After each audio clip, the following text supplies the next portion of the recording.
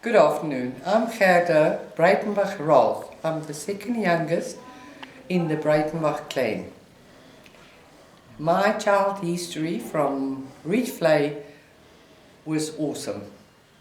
We didn't know about poor or rich. We just have a loving, fruitful period. Happiness and love from our parents. How they did it, God only knows.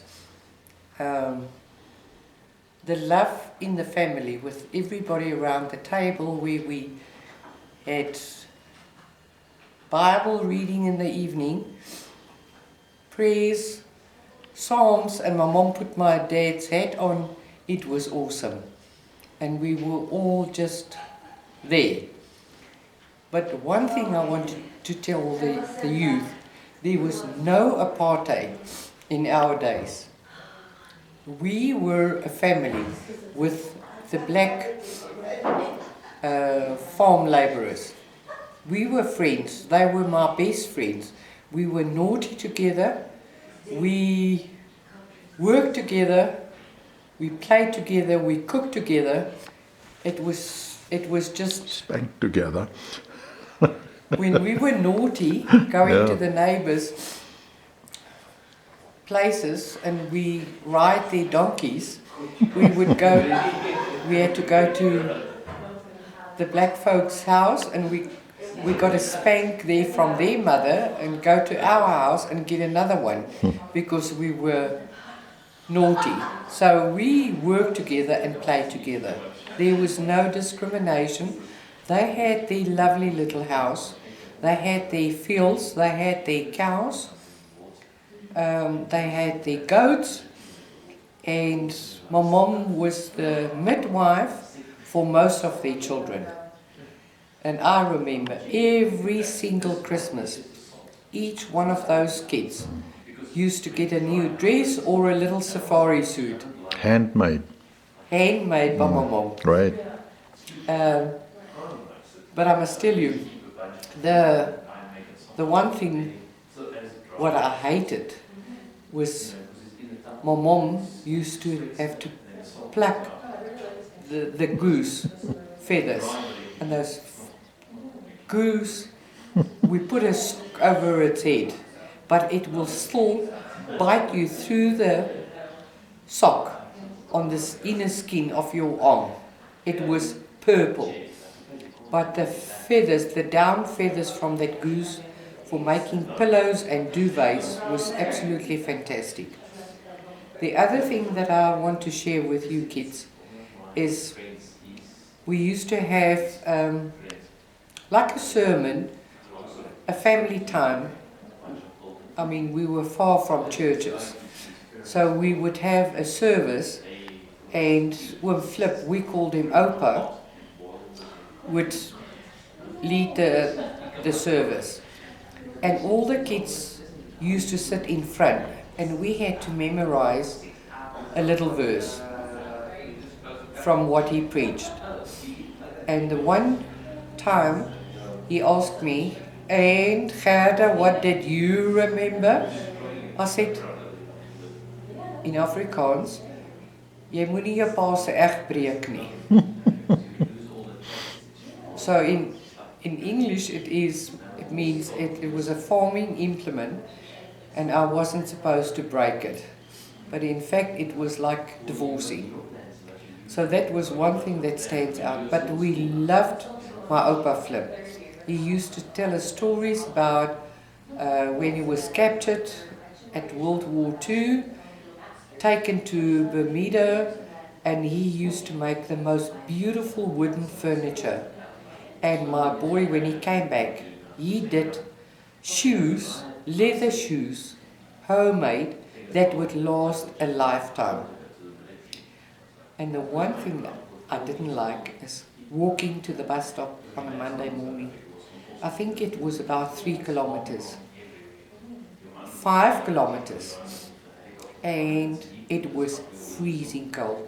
So by the time we got to the bus stop, waiting for the bus, we would make a little fire put rocks on the fire, take off our socks and put the rocks in our socks and then put it back on our feet. And boy, was that like electric blanket. We were in weekly boarding school, which was nice. We walked about 3 kilometers from boarding school to school. It was a beautiful school and we really got good education there. Lena didn't like me because she used to have to do my hair in the morning and like a big sister. So she used to plait my hair with my eyes pulled up like a little Chinese. So the tighter she pulled it, the more cross she got.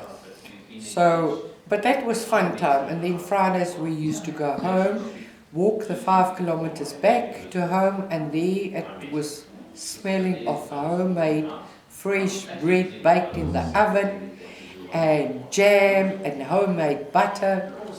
It was delicious. And we used to have to make the homemade butter. It was in a butter making jar. It had a sling that you have to turn, but that was too slow. So when they built the rondavel where all the guys used to stay in, me and Lena went to the rondavel on the double bed, and we used to throw that bottle of cream on top of the bed to make it go faster. And one day it just, I don't know, bounced off the mattress, and the whole lot of cream and butter was all over the rondavel floor. Did we get a smack from Mom? I mean, we didn't have butter for a week. So that was the last of shaking the bottle on the double bed. I was in the high school, not far in Bronkhorstspruit, for standard 6 and 7. Also a weekly boarder. And Bull used to come and fetch us with a van, and we were sitting at the back of the van. But it was fun times. It was, I can't say, we had clean clothes, we had food, we had love, we had companion. I mean, the kids were just all friends. But the best time for me was Christmas time. All the kids were there, with their boyfriends, with their girlfriends, cousins, nieces and nephews. My word, how my mom and dad did it, God only knows. And where did the food come from, I don't know. But they were all over.